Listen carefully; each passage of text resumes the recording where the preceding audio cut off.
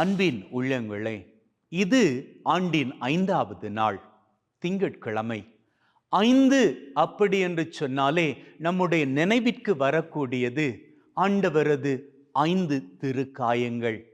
விலா, 2 கரங்கள், 2 கால்கள். ஆக மொத்தம் இந்த 5 காயங்களும் நமக்கு கற்றுத்தரக்கூடிய படிப்பினை என்ன தெரியுமா?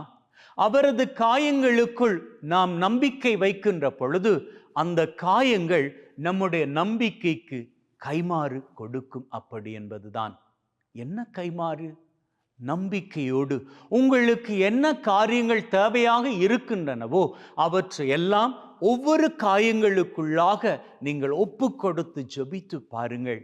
ஒரு வேளையில் நீங்கள் உங்களது குடும்பத்தை குறித்து ஒப்பு கொடுக்கலாம், அல்லது உங்களது தொழிலை குறித்து ஒப்பு கொடுக்கலாம், உங்களது படிப்பை குறித்து ஒப்பு கொடுக்கலாம், குழந்தை பாக்கியம் குறித்து ஒப்பு கொடுக்கலாம், வெளிநாட்டு பயணம் குறித்து ஒப்பு கொடுக்கலாம். இப்படி எப்பேற்பட்ட தேவைகள் குறித்து நீங்கள் ஜெபிக்கணும் அப்படின்னு நினைக்கிறீங்களோ அப்பேற்பட்ட காரியங்களை எல்லாம் நினைத்து, குறிப்பாக 5 காரியங்கள் நினைத்து ஒவ்வொன்றாக அவரது காயங்களுக்குள் வைத்து ஒப்பு கொடுத்து ஜெபித்து பாருங்கள். அப்படின்னா உடனே அற்புதம் நடந்துருமா அப்படின்லாம் கேட்காதீங்க. நீங்க ஒப்பு கொடுத்து மாத்திரம் ஜெபிச்சு பாருங்க.